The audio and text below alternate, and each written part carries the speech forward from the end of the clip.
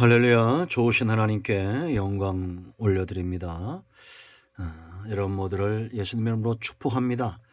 시편 119편의 말씀들 우리 가운데 큰 은혜가 되고 깨달음이 되기를 사모합니다. 자, 오늘은 17절 말씀부터 24절 말씀까지를 보겠습니다. 먼저 기도합니다. 영광을 받으시옵소서. 하나님을 사랑합니다. 주의 보혈을 의지하고 하나님 앞에 있습니다. 우리의 모든 죄와 허물을 사하시며 오직 하나님으로 인하여 즐거워하며 회복되는 귀한 시간 되게 하옵소서. 주의 이름을 의지하여 사모하고 구하는 모든 심령들을 주께서 기억하시고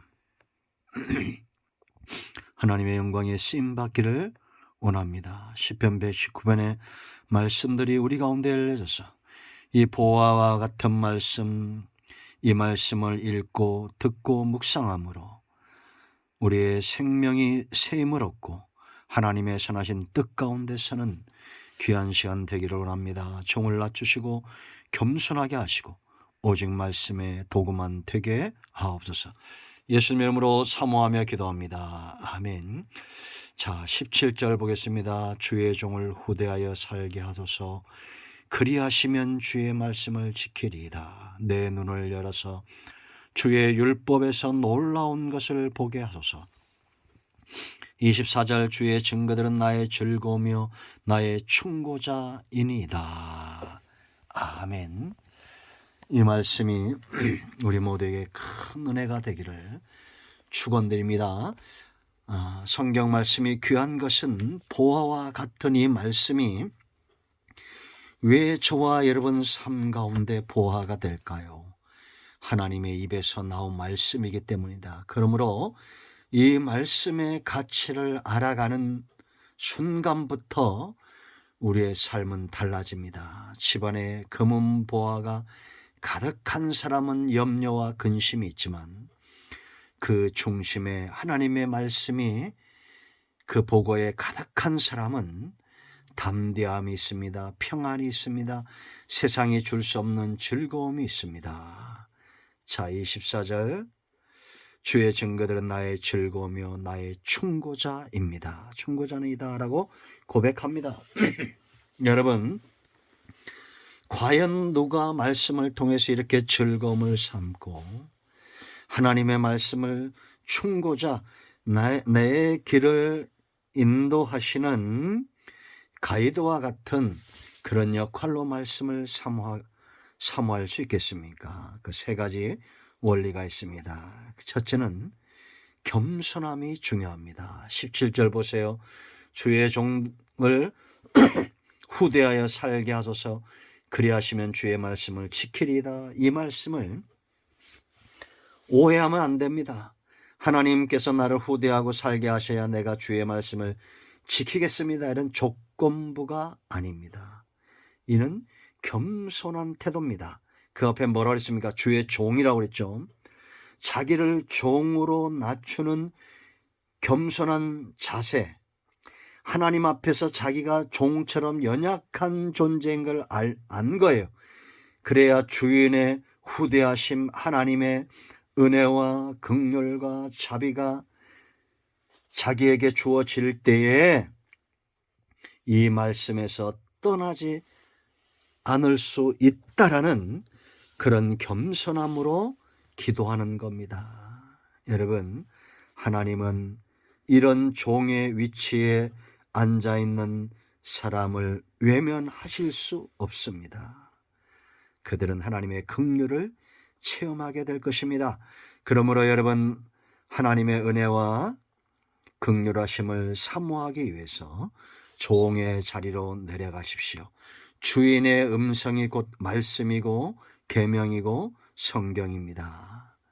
겸손의 자리에 있어야 됩니다. 두 번째, 눈을 여소서라고 사모합니다. 18절 말씀 보세요. 내 눈을 열어서 주의 율법에 놀라운 것을 보게 하소서. 왜 눈을 열게 해달라고 기도할까요? 이것은 죄인된 자리에서 회개하는 겁니다. 죄는 우리의 눈을 가리고 귀를 가립니다. 말씀 가운데 있는 이러한 영적인 진리들을 보지도 못하고 듣지도 못하게 합니다. 보지 못하고 듣지 못하면 깨달을 수 없습니다. 깨닫지 못하면 행할 수 없는 거예요.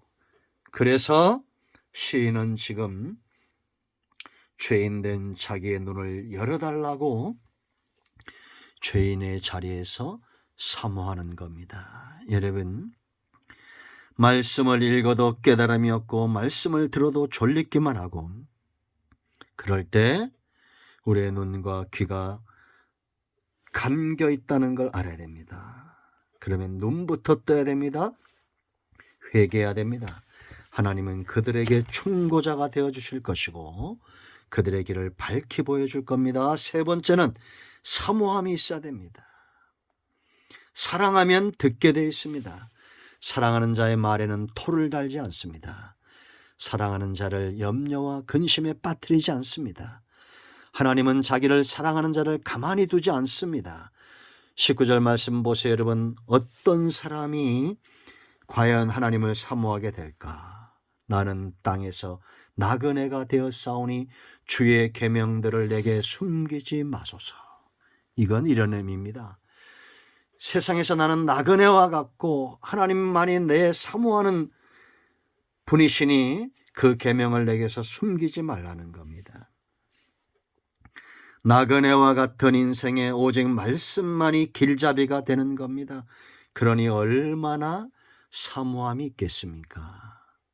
여러분, 우리가 살면서 강아지 한 마리도 키워도 그게 정이 들면 헤어짐이 쉽지 않죠. 사모함은 그런 겁니다. 나그네와 같은 길에 과연 우리가 사모할 것이 무엇일까요? 그것은 온전한 것이고, 그것은 정직하며, 그것은 진리며, 내 길을 밝히 밝혀줄 수 있는 것이며, 내 영에 내 입에 꿀처럼 단 하나님의 말씀이 되어야 되지 않겠습니까? 다른 것들을 사모하지 마세요. 얼마나 하나님의 말씀을 사모했는지 20절 보세요. 주의 규례들을 항상이라고 했습니다. 항상 주야죠. 사모함으로 내 마음이 상한다. 이거는 곤비한 상태, 마치 마른 땅처럼, 마른 스펀지처럼 물을 빨아들일 준비가 되어 있는 하나님의 말씀을 향한 사모함으로 가라앉은 상태, 갈급한 상태, 심령이 가난한 상태입니다. 이런 상태, 여러분 보세요. 이런 가난한 심령에 단비가 내리듯 하나님의 말씀을 향한 뜨거운 마음에 말씀이 떨어지면 어떻게 되겠습니까? 바로 좋은 땅이 되죠. 그들이 30배, 60배, 100배 결실하는 삶을 삽니다. 여러분, 이런 사모하는 자들은 교만한 자들, 세상과 다른 삶을 살겠다는 겁니다. 21절 보세요. 이들과는 달라요. 사모하는 자는 교만하여 저주를 받으며, 이런 저주받는 자들은 어떤 자들입니까? 주의 계명들에서 떠난 자들을 주게 꾸짖는다. 교만한 사람은 듣지 않습니다. 귀를 틀어막고 있습니다. 자기 말만 합니다. 하나님의 말씀도 듣지 않습니다. 이런 자들과 같지 않고 자기는 사모하고 겸손하고 하나님 앞에 사모함으로 나아가는 겁니다. 그런데 여러분, 이렇게 우리가 주의 말씀을 사모하고 주님을 사모할 때는 그 사모함으로 받는 대가가 있어요. 비난이 있습니다. 세상에서. 그래서 여러분 22절 보세요. 내가 주의 교훈을 지켰사오니 뭐라 했어요? 비방과 멸시라고 했습니다. 내게서 떠나게 하소서. 이 비방과 멸시는 하나님이 해결해 주는 거라는 겁니다. 비방하는 자들, 멸시하는 자들에게서 그들과 해결하려고 씨름하지 마세요. 23절 보세요. 고관들도 앉아서 나를 비방하여 싸우나 주의 종은 주의 율례들을 작은 소리로 읊조렸나이다. 아멘. 비난이 오고 비방이 올수록 사람들이 우리가 하나님을 사모하고 신앙의 깊은 단계로 나갈 때, 비난할 때에, 그럴 때 대적하여 싸우지 말고 하나님의 약속의 말씀을 작은 소리로 읊조리며 사모함의 깊이를 더하세요. 그럴 때 이 증거들이 나의 즐거움이 되고 충고자가 되는 겁니다. 이 음침한 골짜기들을 다 지나가면 길이 밝게 보이는 겁니다. 저와 여러분 모두가 하나님의 말씀을 이렇게 사모하기를 원하고 하나님의 말씀과 일생 동행하는 우리 모두가 되기를 축원드립니다. 기도합니다. 예수 그리스도의 이름을 의지하여 기도합니다. 이 말씀대로 되게 하여 주시옵소서. 우리 가운데 마음이 상한 자, 병든 자 치유하시고 회복시키시고 하나님께 붙들림 받은 삶을 살기를 원합니다. 오직 주의 말씀이 우리의 즐거움이고 충고자가 됨을 깨닫게 하옵소서. 예수님의 이름으로 사모하며 축복하며 취하며 기도합니다. 아멘. 예수님의 이름은 능력이 있습니다. 여러분 가운데 병든 자, 마음이 상한 자, 문제 있는 자 예수 그리스도의 이름으로 온전히 회복되고 모든 질병은 치유되며 문제는 해결되었습니다. 아멘. 할렐루야.